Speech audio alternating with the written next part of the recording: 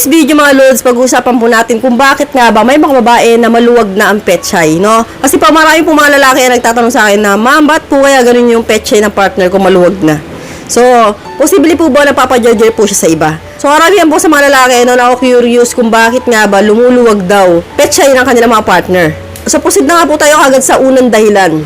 Marami ng anak, no? Kapag po ang isang babae, no, marami ng anak, talaga pong luluwag na yung pechay niya. Kasi po, ang pechay po ng babae, para pong ano yan goma, no? Elastic po yan, no? Buwabanat, and then bumabalik. Pero, nangyayari lang po yan kapag nanganganak. Siyempre, pagka nanganak po, lalaki yung butas, diba? And then, babalik po, no? Liliit po ulit. Pero, hindi na po babalik sa dati na talagang instant virgin, na.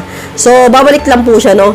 Pero malaki pa rin po yan. Para po sa imbutido yung lalaki, no, kapag ginamit po niya, malaki po yan, no. Lalo-lalo kung bagong panganak, talagang luluwag po yan, no. Una po talagang dahilan kung bakit lumuluwag ang pechay ng babae. Siyempre po, marami ng anak, no. Katulad ko, 3 na anak ko, maluwag na yung akin. Oh. Diba? Naalala ko nga, siyempre, bagong panganak ako ngayon, no, 1 month pa lang. And then, nag-jerjer kami ng kalibing partner ko. Sabi niya, luwag. Eh, normal lang. Siyempre, kaapanak ko na nga ng masikip yan, no.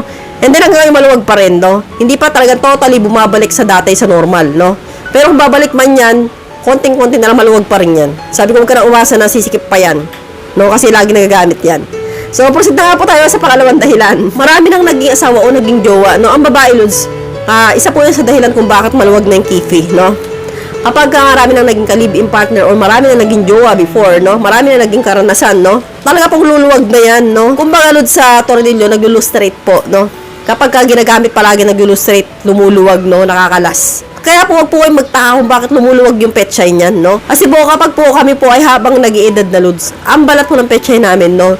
Lumalawlaw po yan. Kaya po, pagka medyo lawlaw na siya, no? Lumuluwag po talaga yan. So, hindi po kahit lumuluwag yung kipi ng partner mo, meron ka jarjera ng iba. Lalo na nandiyan ka na sa bahay, no? Umuwi ka naman everyday. So, paano may pagjarjera sa iba?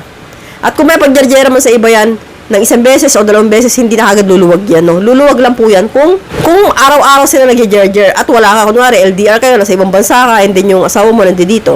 And then, pag uwi mo after 2 years o 3 years, paluwag. So, dun, meron po ka-jarger na iba yan.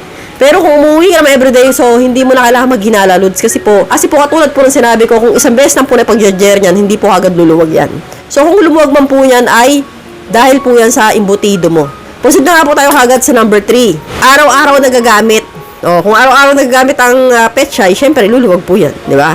So, kung kunyari gabi-gabi o kaya oras-oras, talagang luluwag po 'yan.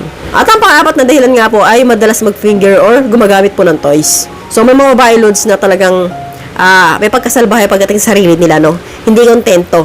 So, may mga babae na nagsasarili. So, ginagamitan po ng ganito, pinapasok. So, doon po, posible pong dahil doon lumuluwag po yung pechay nila. Kasi po, minsan po, no, kami po mga babae, kapag ganito lang pinasok namin 2, no, hindi po kami satisfied yan. Ginagawa po namin 4. So, syempre, malaki po yung 4, tuluwag talaga.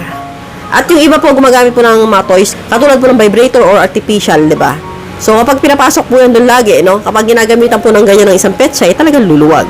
So, hanggang dito na po tayo, mga Lods. I hope you learned something new in this video. More videos to come. So, stay connected and see you again to my next video. God bless. Bye-bye!